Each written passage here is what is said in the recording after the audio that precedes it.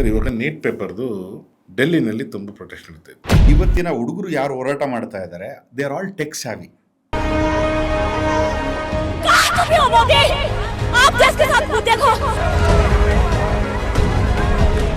ಅವ್ರು ಕೇಳ್ತಾ ಇರೋದು ವೆರಿ ಸಿಂಪಲ್, ನೀವು ರಿಸೈನ್ ಮಾಡಬೇಡಿ. ಯಾರು ಅದಕ್ಕೆ ಸಂಬಂಧಪಟ್ಟ ಮಿನಿಸ್ಟರ್ ಇದ್ದಾರೆ, ರಿಸೈನ್ ಮಾಡಿಸಿ. But Narendra Modi and Amit Shah are so should and cruel. ಅವರು ಒಬ್ಬ ಪ್ರಧಾನಿ ಮಂತ್ರಿಯಾಗಿ ಎಷ್ಟು ರೂಡ್ ಆಗಿ ನಡ್ಕೊಂತಾರ. ಅವ್ರು ಯಾವ್ದನ್ನು ಕೇರ್ ಮಾಡಲ್ಲ. ಓನ್ಲಿ ಅಧಿಕಾರ ಮಾತ್ರನೇ ಅವ್ರಿಗೆ ಇಂಪಾರ್ಟೆಂಟ್ ಇರೋದು.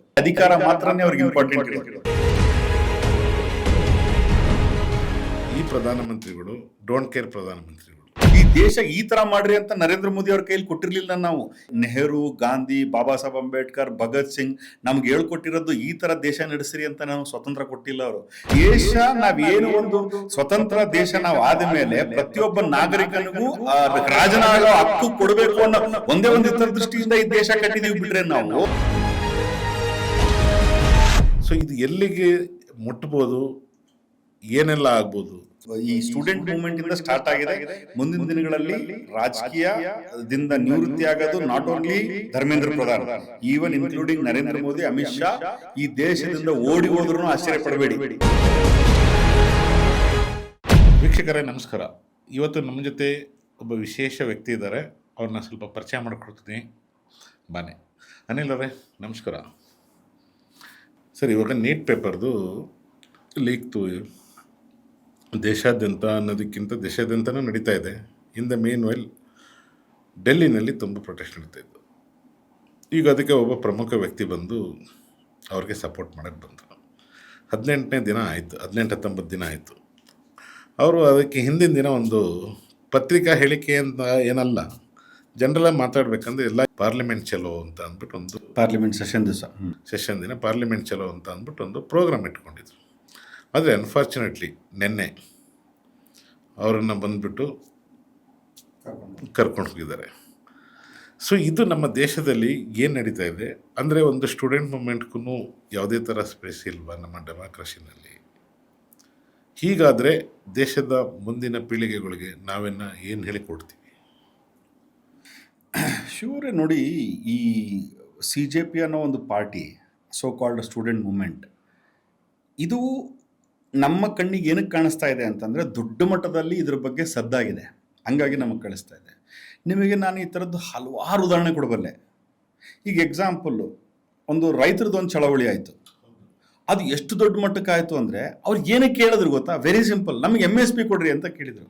ಇದೇ ನರೇಂದ್ರ ಮೋದಿಯವರು ಗಂಟ್ಲು ಹರ್ಕೊಂಡು ಹೇಳಿದರು ಏನಂತ, ರೈತರ ಆದಾಯ 3% ಮಾಡ್ತೀನಿ, 2% ಮಾಡ್ತೀನಿ ಅಂತೇಳಿ.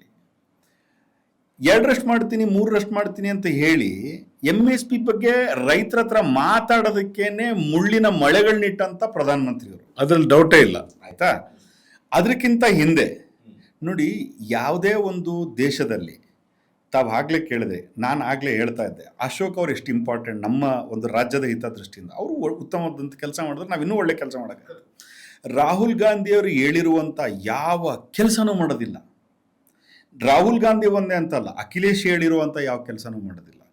ಅಖಿಲೇಶ್ ಅವ್ರು ಮಾತಾಡೋದು ಕೇಳಿಸ್ಕೊಳ್ಳಲ್ಲ, ರಾಹುಲ್ ಗಾಂಧಿ ಅವ್ರು ಮಾತಾಡೋದು ಕೇಳಿಸ್ಕೊಳ್ಳಿ. ಇಫ್ ಯು ಲುಕ್ ಎಟ್ ಪ್ರಧಾನ ಮಂತ್ರಿಸ್ ಅಟೆಂಡೆನ್ಸ್, ಯಾಕೆ ನಾನು CJP ಇಂದ ಇಲ್ಲಿಗೆ ಬರ್ತಾ ಇದ್ದೀನಿ ಅಂತಂದರೆ, ಇವರೆಲ್ಲ ಇಂಪಾರ್ಟೆಂಟ್ ಆಗ್ತಾರೆ. ಇದನ್ನು ಯಾಕೆ ಸ್ಪೆಸಿಫಿಕ್ ಆಗಿ ಈ ವಿಚಾರಗಳನ್ನ ಯಾಕೆ ಹೇಳ್ತಾ ಇದ್ದೀನಿ ಅಂದರೆ, ಇವು ಯಾವ ಮಾಧ್ಯಮಗಳಲ್ಲಿ ತೋರಿಸ್ಲಿಲ್ಲ. ಈಗ CJP ಅನ್ನೋದನ್ನ ಯಾಕೆ ಇಷ್ಟೊಂದು ಹೈಲೈಟ್ ಆಗ್ತಾ ಇದೆ ಅಂದರೆ, ಇವತ್ತಿನ ಹುಡುಗರು ಯಾರು ಹೋರಾಟ ಮಾಡ್ತಾ ಇದ್ದಾರೆ, ದೇ ಆರ್ ಆಲ್ ಟೆಕ್ ಸಾವಿ.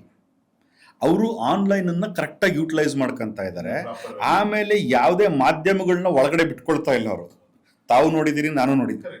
ನಾನು ಇನ್ನೊಂದು ಇದೆ ಇದರೊಳಗಡೆ ನಾನು ಇನ್ನೊಂದೇನಂತಂದರೆ, ಈಗ ಇದೇ ಅಣ್ಣಾ ಹಜಾರೆ ಪ್ರೊಟೆಸ್ಟ್ ಮಾಡ್ತಾಯಿದ್ರು, ಈಗ ಸೋನಮ್ ಅವರು ಪ್ರೊಟೆಸ್ಟ್ ಮಾಡ್ತಾಯಿದ್ದಾರೆ. ಅಟ್ಲೀಸ್ಟ್ ಒಂದು ಕರ್ಟಸಿ ಇರೋದು ಸರ್ಕಾರ, ಗೌರ್ನಮೆಂಟ್, ಪ್ರಧಾನಮಂತ್ರಿಗಳು ಯಾರೋ, ಅವ್ರು ಕೇಳ್ತಾ ಇರೋದು ವೆರಿ ಸಿಂಪಲ್, ನೀವು ರಿಸೈನ್ ಮಾಡಬೇಡಿ. ಯಾರು ಅದಕ್ಕೆ ಸಂಬಂಧಪಟ್ಟ ಮಿನಿಸ್ಟರ್ ಇದ್ದಾರೆ, ರಿಸೈನ್ ಮಾಡಿಸಿ. ಅಷ್ಟೇ ಅವ್ರು ಕೇಳ್ತಾ ಇರೋದು, ಬೇರೆ ಇನ್ನೇನೇ ಕೇಳ್ತಾರೆ. There are 2 answers for it sure. ಆಯಿತಾ? ಒಂದು ತುಟಕ್ ಪಿಟಕ್ಕನ್ನಲ್ಲ ನಮ್ಮ ಅದನ್ನೇ ಹೇಳ್ತೀನಿ ನಿಮಗೆ. ಅದಕ್ಕೆ 2 ಆನ್ಸರ್ ಇದೆ. ಒಂದು ಎಮೋಷ್ನಲ್ ಆನ್ಸರು, ಒಂದು ಟೆಕ್ನಿಕಲ್ ಆನ್ಸರು. ಎಮೋಷ್ನಲ್ ಆನ್ಸರ್ ಏನು ಅಂತಂದರೆ, ಅಂದರೆ ನರೇಂದ್ರ ಮೋದಿ ಅವ್ರ ಎಮೋಷ್ನಲ್ ಆನ್ಸರ್ ಏನಂದರೆ, Pradhan who is basically a education minister comes from Orissa. ಅವ್ರು ಒರಿಸ್ಸಾದಿಂದ ಮೂಲತಃ ಬಂದಂಥವ್ರು. ಭಾರತೀಯ ಜನತಾ ಪಾರ್ಟಿ ಒರಿಸ್ಸಾದೊಳಗಡೆ ರಾಜಕೀಯ ನೆಲೆ ಊರಬೇಕು ಅಂತೇಳಿ ಸುಮಾರು ವರ್ಷಗಳಿಂದ ಪ್ರಯತ್ನ ಮಾಡ್ತಾ ಇತ್ತು. ನವೀನ್ ಪಟ್ನಾಯಕ್ ಅದ್ರ ಹಿಂದೆ ಇದ್ದಂಥ ನವೀನ್ ಪಟ್ನಾಯಕ್ ಅವ್ರ ತಂದೆ. ನವೀನ್ ಪಟ್ನಾಯಕ್ ಅವರು ಸುಮಾರು ವರ್ಷ ಆಡಳಿತ ಮಾಡಿದ್ರು. ಅವ್ರ ತಂದೆನೂ ಸುಮಾರು ವರ್ಷ, ಸರಿಸುಮಾರು ಅವರಿಬ್ಬರು ಸೇರಿದ್ರೆ if I am not wrong 45ರಿಂದ 50 ವರ್ಷ ಆಡಳಿತ ಮಾಡಿದ್ದಾರೆ. ಸೊ ಇಂಥ ಒಂದು ಚೈನನ್ನ ರೆಕಾರ್ಡನ್ನು ಬ್ರೇಕ್ ಮಾಡಬೇಕು ಅಂತ ಪಣತೊಟ್ಟಂಥ BJP ಏನು ಮಾಡಿದ್ರು ಅವ್ರ ಕೈಲಿ ಸಕ್ಸಸ್ ಮಾಡ್ಕೊಳಕ್ಕಾಗಲಿಲ್ಲ ಕಳೆದ 10 ವರ್ಷಗಳಲ್ಲಿ. ಸೊ ಲಾಸ್ಟ್ ಟೈಮ್ ಯಾವಾಗ ನವೀನ್ ಪಟ್ನಾಯಕ್ ಅವರು ಕೋವಿಡ್ ಅನ್ನೋ ಒಂದು ಇದಕ್ಕೆ ರೋಗಕ್ಕೆ ತುತ್ತಾಗಿ ಭಾಳ ವೀಕ್ ಆಗಿಬಿಟ್ರು, ಅವ್ರ ಹತ್ರ ಇದ್ದಂಥ ಒಬ್ಬ IAS officer who is basically from Tamil Nadu, ಅವರು ಯಾವಾಗ ರಾಜ್ಯವನ್ನು ನಡೆಸಕ್ಕೆ ಸ್ಟಾರ್ಟ್ ಮಾಡಿದ್ರು, ಆ ಸ್ಯಾಂಟಿಟಿ ವಿಚಾರನ ಎತ್ಕೊಂಡ್ರು. ಅಂದ್ರೆ ನಿಮ್ಮ ರಾಜ್ಯವನ್ನ ಯಾರೋ ಹೊರಗಡೆ ತಮಿಳ್ನಾಡು ಬಂದು ಆಡಳಿತ ಮಾಡಬೇಕಾ, ನಿಮಗೆ ನಾಚಿಕೆ ಇಲ್ವಾ ಅನ್ನೋ ಥರದ್ದು ಒಂದು ನರೇಷನ್ ಅನ್ನ ಕ್ರಿಯೇಟ್ ಮಾಡಿದ್ರು. ಆ ನರೇಷನ್ ಅನ್ನ ಕ್ರಿಯೇಟ್ ಮಾಡಿರೋ master brain is nothing but Pradhan. ಇವತ್ತೇನು ಸೋ ಕಾಲ್ಡ್ ಪ್ರಧಾನ್ ಇದಾರಲ್ಲ, ಈ ಪ್ರಧಾನ್ ಅವರೇನೆ ಆ ಬೇಸಿಕ್ ಫೌಂಡೇಶನ್ ಹಾಕೊಟ್ಟಂಥವ್ರು. ಆ ಬೇಸಿಕ್ ಫೌಂಡೇಶನ್ ಹಾಕೊಟ್ಟ ಮೇಲೆ ಅವ್ರನ್ನ ಯಾಕೆ ಮುಖ್ಯಮಂತ್ರಿ ಮಾಡಿಲ್ಲ ಅಂತ ನೀವು ಕೇಳ್ಬೋದು ನನಗೆ. ಅವ್ರನ್ನ ಯಾಕೆ ಮುಖ್ಯಮಂತ್ರಿ ಮಾಡಿಲ್ಲ? Dream is become chief minister ಅಲ್ಲ. But Narendra Modi and Amit Shah are so shrewd and cruel. ಅವರು ಅವ್ರಿಗೇನಂದ್ರೆ ಯಾರು ಅವ್ರು ಪವರ್ಫುಲ್ ಇರೋರು ಆ ರಾಜ್ಯಗಳಲ್ಲಿ ಮುಖ್ಯಮಂತ್ರಿ ಆಗ್ಬೋದು, ನಾಳೆ ಇವತ್ತಲ್ಲದೆ ನಾಳೆ ಅವ್ರನ್ನ ಓವರ್ ರೂಲ್ ಮಾಡ್ಬೋದು ಅನ್ನೋ ಒಂದೇ ಒಂದು ದೃಷ್ಟಿಯಿಂದ ಅವ್ರನ್ನೂ ಸಹ ಮುಖ್ಯಮಂತ್ರಿ ಮಾಡಲಿಲ್ಲ. ಅವ್ರನ್ನ ಸೆಂಟ್ರ್ ಒಳಗೆ ಮುಡಿಸ್ಕೊಂಡು ಅವ್ರನ್ನ ಎಜುಕೇಷನ್ ಮಿನಿಸ್ಟರ್. ಈಗ ಲಯಬಿಲಿಟಿ ಯಾರ ಹತ್ರ ಇದೆ? ಅಮಿತ್ ಶಾ ಮತ್ತು ನರೇಂದ್ರ ಮೋದಿ ಹತ್ರ ಇದೆ. ಲಯಬಿಲಿಟಿ ಏನು? ಇವ್ರನ್ನ ಎಜುಕೇಷನ್ ಮಿನಿಸ್ಟರ್ ಉಳಿಸ್ಕೊಳ್ಬೇಕು. ಇವ್ರನ್ನ ಉಳಿಸ್ಕೊಳ್ಬೇಕು ಅನ್ನೋದೇ ಆದರೆ ಯಾವುದೇ ಫೋರ್ಸ್ ಬಂದರೂ ಅದು ಫೋರ್ಸನ್ನು ತಡೆದು ಇವ್ರನ್ನ ಉಳಿಸ್ಕೊಡೋದಷ್ಟೇ intention. This is basically an emotional answer and technical answer for your questions. ಇವತ್ತಿನ ದಿವಸದಲ್ಲಿ ನಿಮಗೊಂದು ಉದಾಹರಣೆ ಕೊಡ್ತೀನಿ. ಒಬ್ಬ ಪ್ರಧಾನಿ ಮಂತ್ರಿಯಾಗಿ ಎಷ್ಟು ರೂಡ್ ಆಗಿ ನಡ್ಕೊಂತಾರ? ಅಲ್ಲ, ರೂಡ್ ಆಗಿ ಅಂತಂದ್ರೆ ಸರ್ ಅವ್ರು ಎಲ್ಲದನ್ನು ನಾನು ಅದನ್ನೇ ಹೇಳ್ತಾ ಇದ್ದೀನಿ, they are shrewd and cruel. ಅವ್ರು ಯಾವುದನ್ನು ಕೇರ್ ಮಾಡಲ್ಲ, ಓನ್ಲಿ ಅಧಿಕಾರ ಮಾತ್ರನೇ ಅವ್ರಿಗೆ ಇಂಪಾರ್ಟೆಂಟ್ ಇರೋದು. ಏನಕ್ಕೆ ಅಂದರೆ ಮುಂಚೆ ಕಾಂಗ್ರೆಸ್ ಸರ್ಕಾರ ಇದ್ದಾಗ ಸುಮಾರು ಪ್ರೊಟೆಸ್ಟ್ಗಳಾಗಿದೆ. ಸೊ ಮುಂಚೆ ಏನಂತಂತಂದರೆ ಅಣ್ಣಾಚಾರ್ಯ ಮಾಡೋದಾಗಲಿ ಇನ್ನು ಬೇರೆ ಬೇರೆ ಮೂಮೆಂಟ್ಸ್ಗಳು ನಡೀತು ಆಗಿನ ಕಾಲದಿಂದನೂ. ಬಟ್ ಅವಾಗ ಒಬ್ಬ ಪ್ರಧಾನಮಂತ್ರಿ ಆಗಲಿ ಅಥವಾ ಅದಕ್ಕೆ ಸಂಬಂಧಪಟ್ಟ ಅಧಿಕಾರಿಗಳಾಗಲಿ ಯಾರಾದರೂ ಒಂದು ಅಟ್ಲೀಸ್ಟ್ ಪ್ರೆಸ್ ನೋಟ್ ಆದರೂ ರಿಲೀಸ್ ಮಾಡ್ತಾಯಿದ್ರು. ಇವರು ಈ ಪ್ರಧಾನಮಂತ್ರಿಗಳು ಡೋಂಟ್ ಕೇರ್ ಪ್ರಧಾನಮಂತ್ರಿಗಳು. ನೀವು ಬೇಕಾದ ಮಾಡಿರಿ, ನಾನು ಮಾತಾಡೋಂಗಿಲ್ಲ. ಇದುವರೆಗೂ ಒಂದು ಪ್ರೆಸ್ ಮೀಟ್ ಮಾಡಲಿಲ್ಲ ಅವರು. ಇದೇ ಮನಮೋಹನ್ ಸಿಂಗ್ ಅವರು ಎಲ್ಲಾದರೂ ಹೊರದೇಶ ಹೋಗ್ಬಿಟ್ಟು ಬಂದರೆ, ಬೇರೆ ದೇಶಕ್ಕೆ ಹೋಗಿ ಬಂದ ತಕ್ಷಣವೇ ಒಂದು ಪ್ರೆಸ್ ಮೀಟ್ ಮಾಡೋ ಒಂದು ಸಂಪ್ರದಾಯನ ಇಟ್ಕೊಂಡಿದ್ರು. ಬಟ್ ಇವ್ರು ಮಾಡ್ತಾಯಿಲ್ಲ. ಏನು ರೀಸನ್ ಇರ್ಬೋದು? ಒಂದು, ಅವ್ರಿಗೆ ಇಲ್ಲ ಪ್ರೆಸ್ಸನ್ನು ಎದುರಿಸೋಕ್ಕೆ ಸಮಸ್ಯೆ ಇದೆಯಾ ಅವ್ರಿಗೆ ಏನಾದರೂ, ಅಥವಾ ಬೇರೆ ಏನಾದರೂ ಇವ್ರಿಗೆ ಏನಕ್ಕೆ ನಾನು ಹೇಳಬೇಕು ಅನ್ನೋ ಒಂದು ದುರಹಂಕಾರನ. ಎರಡು ಮಿಕ್ಸ್ ಇದೆ ಅದರಲ್ಲಿ. ಹೇಳ್ತೀನಿ ಹೆಂಗೆ ಅಂತ. ಈಗ ಒಂದು ಪ್ರಧಾನ್ ಅವ್ರನ್ನ ಏನಕ್ಕೆ ತೆಗಿಯಲ್ಲ ಅನ್ನೋದು, ಧರ್ಮೇಂದ್ರ ಪ್ರಧಾನ್ ಅವ್ರನ್ನ ಯಾಕೆ ತೆಗಿಯಲ್ಲ ಅನ್ನೋದು ನಿಮ್ಗೆ ಉತ್ತರ ಹೇಳಿದೆ. ಈಗ 2 ಉದಾಹರಣೆ ತೊಗೊಳ್ಳೋಣ. ನಮ್ಮ ಕಣ್ಣು ಎದುರುಗಡೆ ನಡೆದಿರುವಂಥದ್ದು 1984ರಲ್ಲಿ ಇದೇ ಸೋನಮ್ ವಾಂಗ್ಸುಕ್ ಅವರ ತಂದೆ ಸೋನಮ್ ಅವರು ಸಹ ಉಪವಾಸ ಸತ್ಯಾಗ್ರಹ ಕೂತ್ಕೊಂಡಂಥ ಸಂದರ್ಭದಲ್ಲಿ ಸತ್ಯಾಗ್ರಹದ ಟಾಪಿಕ್ ಏನಿತ್ತು ಅಂದರೆ ಇಂಡಿಜಿನಿಯಸ್ ಕಮ್ಯುನಿಟಿ ಅಂತ ಒಂದು ಕಮ್ಯುನಿಟಿ ಇತ್ತು. ಎಲ್ಲಿ? ಲೇ ಅಲ್ಲಿ. ಅವರು ಒಂಥರ ಟ್ರೈಬ್ಸ್. ಅವರಿಗೆ ಟ್ರೈಬ್ ಸ್ಟೇಟಸ್ ಇರಲಿಲ್ಲ, ಅವ್ರಿಗೆ ರಿಸರ್ವೇಷನ್ ಸಿಗ್ತಾ ಇರಲಿಲ್ಲ. ವಾಂಗ್ಯಾಲ್, ಸೋನಮ್ ವಾಂಗ್ಯಾಲ್ ಅಂತ, ವಾಂಗ್ಯಾಲ್ ಅವ್ರ ತಂದೆಯವರು. ಸೊ ಅವರು ಉಪವಾಸ ಸತ್ಯಾಗ್ರಹ ಕೂತ್ಕೊಳ್ತಾರೆ, ಇಂಡಿಜಿನಿಯಸ್ ಕಮ್ಯುನಿಟಿ ಅವರಿಗೆ ಎಷ್ಟು ಸ್ಟೇಟಸ್ ಕೊಡಬೇಕು ಅಂತೇಳಿ. ಅವತ್ತಿನ ದಿವಸದಲ್ಲಿ ಐ ಆಮ್ ನಾಟ್ ಶ್ಯೂರ್ ಅವರು ನಮ್ಮ ಕಾಂಗ್ರೆಸ್ ಪಾರ್ಟಿಲಿ ಇದ್ರು ಅಂತ ನನಗೆ ಎಲ್ಲ ಓದಿದ್ದು ಅಂದ್ಕೊಂಡು ಜ್ಞಾಪಕ. Not sure 100%. Being a Congress person, being a Congress person Congress ವಿರುದ್ಧನೇ ಪ್ರೊಟೆಸ್ಟ್ ಮಾಡ್ತಾರೆ, ಅದು ಉಪವಾಸ ಸತ್ಯಾಗ್ರಹ ಮಾಡ್ತಾರೆ. ಅವತ್ತು ಸೋಷಿಯಲ್ ಮೀಡಿಯಾ ಇರಲಿಲ್ಲ, ಮೀಡಿಯಾ ಇಷ್ಟು ಫಾಸ್ಟ್ ಇರಲಿಲ್ಲ, ಟೆಲಿವಿಷನ್ ಇರಲಿಲ್ಲ, ಟ್ರಂಕ್ ಕಾಲ್ಸ್ಗಳಿತ್ತು ಬರೀ. ಅಂಥ ಸಂದರ್ಭದಲ್ಲಿ ಇಂದಿರಾ ಗಾಂಧಿ ಅವರು ಅವತ್ತಿನ ದಿವಸದಲ್ಲಿ ಡೆಲ್ಲಿಯಿಂದ ಲೇ ತನಕ ಹೋಗಿ ಅವರಿಗೆ ಜ್ಯೂಸ್ ಕುಡಿಸಿ ಅವ್ರಿಗೆ ಹೇಳ್ತಾರೆ, ನೀವು ಕೇಳಿರುವಂಥ ಎಲ್ಲ ಡಿಮಾಂಡ್ಗಳನ್ನ ಫುಲ್ಫಿಲ್ ಮಾಡ್ತೀವಿ, ದಯವಿಟ್ಟು ಈ ಉಪವಾಸ ಸತ್ಯಾಗ್ರಹನ ವಾಪಸ್ ತಗೊಳ್ಳಿ ಅಂತ. ಆಮೇಲೆ ಅವ್ರು ಹೇಳ್ತಾರೆ, ನನ್ನ ತಪ್ಪಾಗಿದೆ, ನನ್ನ 5 ದಿವಸದ ಮರಿಗೆ ಬಿಡಬಾರ್ದಾಗಿತ್ತು ಅಂತೇಳಿ. ಅಂದರೆ ಒಂದು ಕಡೆಯಿಂದ ಕನೆಕ್ಟಿವಿಟಿನೇ ಇಲ್ದಿರುವಂಥ ಕಾಲದಲ್ಲಿ ಇಂದಿರಾ ಗಾಂಧಿ ಒಬ್ಬ ಪ್ರೈಮ್ ಮಿನಿಸ್ಟರ್ ಆದಂಥ ಸಂದರ್ಭದಲ್ಲಿ ಬೇಕಾದಷ್ಟು ಕೆಲಸ ಇದ್ದಾಗೂ ಸಹ ಒಂದು small section of the society ಮೆಂಬರ್ಸಿಗೆ ಅನ್ಯಾಯ ಆಗಬಾರ್ದು ಅಂತ she travelled all the way from Delhi to Leh. ಅಲ್ಲೋಗಿ ಅವ್ರಿಗೆ ಮನವೊಲಿಸಿ ಅವ್ರಿಗೆ ಜ್ಯೂಸ್ ಕುಡಿಸಿ ಆ ಕೆಲಸವನ್ನ ಮಾಡ್ಕೊಟ್ಟು ಬರ್ತಾರೆ ಇಂದಿರಾ ಗಾಂಧಿ. ಇದು ಒಂದು ಭಾಗ.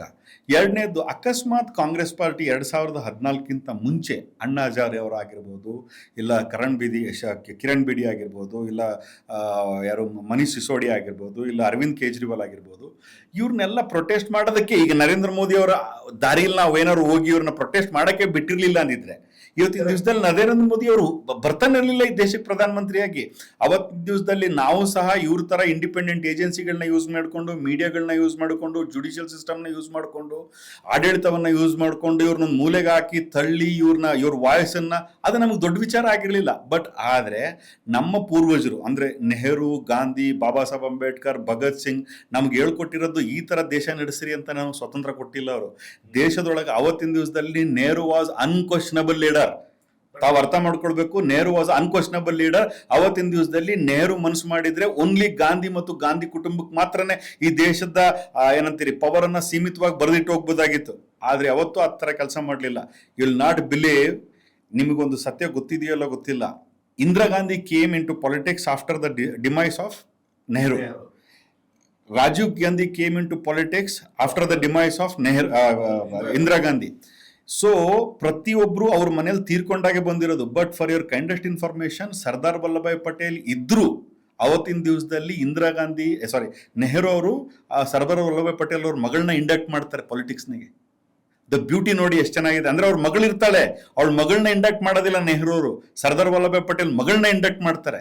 ಅಂದ್ರೆ ನನ್ನ ಈ ದೇಶದ ಒಂದು ಜವಾಬ್ದಾರಿ ನನ್ನ ಮೇಲೆ ಏನು ಜನ ಕೊಟ್ಟಿದಾರೋ ಇದನ್ನ ನಾನು ಪ್ರತಿಯೊಬ್ಬರಿಗೂ ಹಂಚಬೇಕು ಅಂತ. ನಿಮ್ಗೆ ಇವತ್ತು ಇನ್ನೊಂದು ವಿಚಾರ ಹೇಳ್ತೀನಿ. ಅಕಸ್ಮಾತ್ ನಮ್ಗೆ ಏನಾದ್ರು ಈ ದೇಶದೊಳಗೆ ಸ್ವತಂತ್ರದಲ್ಲಿ ನಂಬಿಕೆ ಇರಲಿಲ್ಲ, ಡೆಮೋಕ್ರಸಿ ಒಳಗೆ ನಂಬಿಕೆ ಇರಲಿಲ್ಲ ಅಂದಿದ್ರೆ ನಾವು ZP TP ಎಲೆಕ್ಷನ್ಸ್ಗಳನ್ನ ಕ್ಯಾಟಗರಿ ವೈಸ್ ಡಿವೈಡ್ ಮಾಡ್ತಾ ಇರಲಿಲ್ಲ. ಅವತ್ತಿನ ದಿವಸದಲ್ಲಿ ಎಲ್ಲ ಬ್ಯಾಕ್ವರ್ಡ್ಗಳು ನಮಗೆ ವೋಟ್ ಆಗ್ತಾ ಇದ್ರು, ಮೈನಾರಿಟಿಗಳು ನಮಗೆ ವೋಟ್ ಆಗ್ತಿದ್ರು. ರಾಜೀವ್ ಗಾಂಧಿ ಡ್ರೀಮ್ ಇತ್ತು, ಕನಸಿತ್ತು, ಏನಂತ ಅಂದ್ರೆ ಪ್ರತಿಯೊಬ್ಬ ಕೇಡರ್ ಒಳಗೂ, ಪ್ರತಿಯೊಬ್ಬ ಸಣ್ಣ ಒಂದು ವಿಲೇಜ್ ಇಂದ ಹಿಡಿದು ಟೌನ್ ಪಂಚಾಯತ್ ಇಂದ ಹಿಡಿದು ನಗರಸಭೆ, ಪುರಸಭೆ, ಜಿಲ್ಲಾ ಪಂಚಾಯತ್, ತಾಲೂಕ್ ಪಂಚಾಯತ್, ಗ್ರಾಮ ಪಂಚಾಯತ್ ಒಳಗಡೆ ಕ್ಯಾಟಗರಿ ಆಗ್ಬೇಕು. ಕ್ಯಾಟಗರಿ ಆದ್ಮೇಲೆ ಆಕ್ಚುಲಿ ನಮ್ಗೆ ಫೇಲಿಯರ್ ಸ್ಟಾರ್ಟ್ ಆಗಿದ್ದು ನಮ್ಗೆ ಅಲ್ಲಿಂದ ಕಾಂಗ್ರೆಸ್ಸಿಗೆ. ತಮ್ಮ ಮುಂದೆ ಹೇಳೋದಕ್ಕೆ ನೀವೇ ಕಾರಣ ಅಂತಾರೆ. ಅಲ್ಬಟ್ ನಮ್ಗೆ ಅದು ಇಂಪಾರ್ಟೆಂಟ್. ಫ್ಯೂಚರ್ ನೋಡ್ಕೊಂಡ್ರೆ, ಫ್ಯೂಚರ್ ಅನ್ನೋದಕ್ಕಿಂತನೂ ಈ ದೇಶ, ನಾವೇನು ಒಂದು ಸ್ವತಂತ್ರ ದೇಶ ನಾವು ಆದ ಮೇಲೆ ಪ್ರತಿಯೊಬ್ಬ ನಾಗರಿಕನಿಗೂ ರಾಜನಾಗೋ ಹಕ್ಕು ಕೊಡಬೇಕು ಅನ್ನೋ ಒಂದೇ ಒಂದು ಹಿತದೃಷ್ಟಿಯಿಂದ ಈ ದೇಶ ಕಟ್ಟಿದೀವಿ. ಬಿಟ್ರೆ ನಾವು ಈ ದೇಶ ಈ ತರ ಮಾಡ್ರಿ ಅಂತ ನರೇಂದ್ರ ಮೋದಿ ಅವ್ರ ಕೈಲಿ ಕೊಟ್ಟಿರ್ಲಿಲ್ಲ. ನಾವು ಈ ದೇಶನ ಡಿಕ್ಟೇಟರ್ಶಿಪ್ ತಗೊಂಡೋಗ್ಬಿಟ್ಟಿದ್ದಾರೆ ಪ್ರಧಾನಮಂತ್ರಿಗಳು. ತಾವು ಕೇಳಿರುವಂತ ಪ್ರಶ್ನೆಗೆ ನಾನು ಉತ್ತರ ಕೊಡ್ತಾ ಇದ್ದೀನಿ ಅಷ್ಟೇ. ಇವತ್ತಿನ ದಿವಸದಲ್ಲಿ ಇಷ್ಟು ಶ್ರೂಡ್ ಪ್ರಧಾನಮಂತ್ರಿ, ಇಷ್ಟು ಶ್ರೂಡ್ ಹೋಮ್ ಮಿನಿಸ್ಟರ್ ಇದ್ದಾನೆ ಅಂತಂದ್ರೆ ಅವ್ರು ನಾಟ್ ಈವನ್ ಕರ್ಟಸಿ ಇಲ್ಲ ಅವ್ರಿಗೆ. ಒಬ್ಬ ಮನುಷ್ಯನ ಹೋಗಿ ಮಾತಾಡಿಸಿ ಅವ್ರಿಗೊಂದು, ಬೇಡ ಸ್ವಾಮಿ ನೀವು ಬ್ಯುಸಿ ಇದ್ದೀರಿ, ಅಟ್ಲೀಸ್ಟ್ ನಿಮ್ಮ ಸರ್ಕಾರದಿಂದ ಒಂದು ರೆಪ್ರೆಸೆಂಟೇಷನ್, ಒಬ್ಬ ಮನುಷ್ಯನ ಯಾರನ್ನೋ ಕಳಿಸಿ ನೀವು ಮಾತಾಡಿಸ್ಬೋದಾಗಿತ್ತು. ಇವತ್ತಿನವರೆಗೂ ಆ ಕೆಲಸ ಮಾಡ್ತಾ ಇಲ್ಲ. ನಿನ್ನೆ ಅವ್ರನ್ನ ಸಡನ್ ಆಗಿ ಕರ್ಕೊಂಡೋಗಿ ಅವ್ರಿಗೆ ನೀರು ಕುಡಿಸಿ, ಊಟ ಮಾಡಿಸಿ, ಅವ್ರ ಬಾಯಲ್ಲಿ ಫೋರ್ಸಬಲ್ಲಿ ಹಾಕಿ, ಇದು ದೇಶದ ಡೆಮೋಕ್ರಸಿ, ದೇಶದೊಳಗೆ ನಡೆಯುವಂಥ ಕೆಲಸನ ಇವು. ಈಗ ಇನ್ನೊಂದು ಸ್ಟಾರ್ಟ್ ಆಗಿದೆ. ಈಗ ರಾತ್ರಿ ನೀವು ಬಹುಶಃ ವಿಡಿಯೋನ ನೀವು ತೋರಿಸಿದ್ರಿ, ನಾನು ನೋಡಿದೆ ಅಂತ ಹೇಳಿದೆ. ಈಗ ಅವರೆಲ್ಲ ಎಂಟ್ರಿ ಆಗಿದ್ದಾರೆ. ಎಲ್ಲಿ ಅವರು? ಹರಿಯಾಣ, ಪಂಜಾಬ್ ರೈತರೆಲ್ಲ ಹೋರಾಟಕ್ಕೆ ಭಾಗಿಯಾಗಿದೆ. ಹರಿಯಾಣ, ಪಂಜಾಬ್ ರೈತರುಗಳು ಮುಂಚೆ ಹೋರಾಟ ಮಾಡಿದ್ರು, ಎಲ್ಲ ಅನುಭವಿಸ್ಬಿಟ್ಟಿದ್ದಾರೆ. Again they came with some, ಅಂದರೆ ಫೋರ್ಸ್ಫುಲ್ ಆಗಿ ಬಂದಿದ್ದಾರೆ ಅವರು. ಇವ್ರ ಜೊತೆ ನಿಲ್ಲಬೇಕು, ಸ್ಟೂಡೆಂಟ್ಗಳ ಜೊತೆ ನಿಲ್ಲಬೇಕಂತ ಬಂದಿದ್ದಾರೆ. ಎಲ್ಲರೂ ಟ್ಯಾಕ್ಟರ್ಗಳು ಸೇಮ್ ಲಾಸ್ಟ್ ಟೈಮ್ ಏನು ಈ ರೈತರು ಪ್ರೊಟೆಸ್ಟ್ ಮಾಡಿದ್ರಲ್ಲ MSPಗೋಸ್ಕರ, ಸೊ ಅದೇ ಥರ ಇವಾಗಲೂ ಬಂದಿದ್ದಾರೆ. ಸೊ ಇದು ಎಲ್ಲಿಗೆ ಮುಟ್ಬೋದು, ಏನೆಲ್ಲ ಆಗ್ಬೋದು? ಯಾಕೆಂದ್ರೆ ಅವರು ಯಾವುದಕ್ಕೂ ಹೆದರಲ್ಲ. ಅಲ್ಲ, ಎದುರು ಪ್ರಶ್ನೆ ಇಲ್ಲ. ನಮ್ಮ ದೇಶದೊಳಗಡೆ ಈ RSS ಅನ್ನೋದು, ಈ BJP ಅನ್ನೋದು ಉಟ್ಕೊಂಡಿರೋದು ಇನ್ನೊಬ್ಬರನ್ನ ಗುಲಾಮ್ಗಿರಿ ಮಾಡಿ ಅವ್ರು ಉಟ್ಕೊಂಡಿರೋದವರು. ಅವರು ಹೋರಾಟ ಮಾಡಿ ಉಟ್ಕೊಂಡವ್ರಲ್ಲ ಅವರು. ನಾವು ಹೋರಾಟ ಮಾಡಿ, ಕಾಂಗ್ರೆಸ್ ಹೆಂಗೆ ಅಂತಂದ್ರೆ ಈ ತ್ರಿವರ್ಣ ಧ್ವಜ ಹಿಡಿದ್ರೆ ಬಂದೂಕಿಂದ ಗೋಲಿ ಹೊಡಿತಿದ್ರು. ಅಂತ ಸಂದರ್ಭದಲ್ಲಿ ಈ ದೇಶದ ಬಾವುಟವನ್ನ ಎತ್ತಿಡಿದಂತ ಪಾರ್ಟಿ ಯಾವ್ದಾದ್ರು ಈ ದೇಶದೊಳಗಿದ್ರೆ, ಅಕಸ್ಮಾತ್ ಯಾವ್ದಾದ್ರು ಒಂದು ಕಮ್ಯುನಿಟಿ ಇದ್ರೆ ಅದು ಕಾಂಗ್ರೆಸ್ ಕಮ್ಯುನಿಟಿ, ಕಾಂಗ್ರೆಸ್ ಪಕ್ಷ. ಇವತ್ತಿನ ದಿವಸದಲ್ಲಿ ಅವತ್ತಿನ ದಿವಸದಲ್ಲಿ ಗುಲಾಮರಾಗಿದ್ರು ಇವರು. ಯಾರಿಗೆ? ಬ್ರಿಟಿಷರಿಗೆ. ಬ್ರಿಟಿಷರು ಏನು ಹೇಳ್ಕೊಡ್ತಿದ್ರು ಆ ಕೆಲಸವನ್ನು ಮಾಡ್ತಿದ್ದಂಥ ಕೆಲಸವನ್ನು RSS ಅವ್ರು ಮಾಡ್ತಾ ಇದ್ದಿದ್ದು. ಇವತ್ತು ಈ ದೇಶದ ಜನ ಎಲ್ಲಿ ತನಕ ತಾಳ್ಮೆ ಸಹಿಸ್ಕೊಳಕ್ಕಾಗತ್ತೋ ಅಲ್ಲಿ ತನಕ ತಾಳ್ಮೆ ಸಹಿಸ್ಕೊಂತಾರೆ. ಯಾವತ್ತು ತಾಳ್ಮೆ ಮೀರುತ್ತೋ ಅವತ್ತೇ ಈ ದೇಶದ ಜನ ಎದ್ದರು, ಅವತ್ತಿನ ದಿವಸದಲ್ಲಿ ಈ ದೇಶದೊಳಗಡೆ ಎಲ್ಲನೂ ಸರಿ ಹೋಗುತ್ತೆ. ಇವತ್ತಿನ ದಿವಸದಲ್ಲಿ ತಾವು ಹೇಳಿದಾಗೆ ಹರಿಯಾಣ ಆಗಿರ್ಬೋದು, ಪಂಜಾಬ್ ಆಗಿರ್ಬೋದು, ಬಿಹಾರ ಆಗಿರ್ಬೋದು, UP ಆಗಿರ್ಬೋದು, ಭಾಳಷ್ಟು ಜನ BJP ಒಳಗಿರುವಂಥ ನಾಯಕರು ರಾಜೀನಾಮೆ ಕೊಟ್ಟಿದ್ದಾರೆ ನಿನ್ನೆ ರಾತ್ರಿ. ಇದನ್ನ ಯಾವ ಮಾಧ್ಯಮಗಳು ತೋರಿಸಲ್ಲ, ತಮ್ಮ ಮೂಲಕ ಜನರಿಗೆ ಹೋಗ್ತಾ ಇದೆ ಅನ್ನೋದೇ ಖುಷಿ ನನಗೆ. ಯಾಕೆ ಇದನ್ನ ಹೇಳ್ತಾ ಇದ್ದೀನಿ ಅಂತಂದ್ರೆ, ಇವತ್ತು ಜನರು ರೋಸಿ ಹೋಗ್ಬಿಟ್ಟಿದ್ದಾರೆ.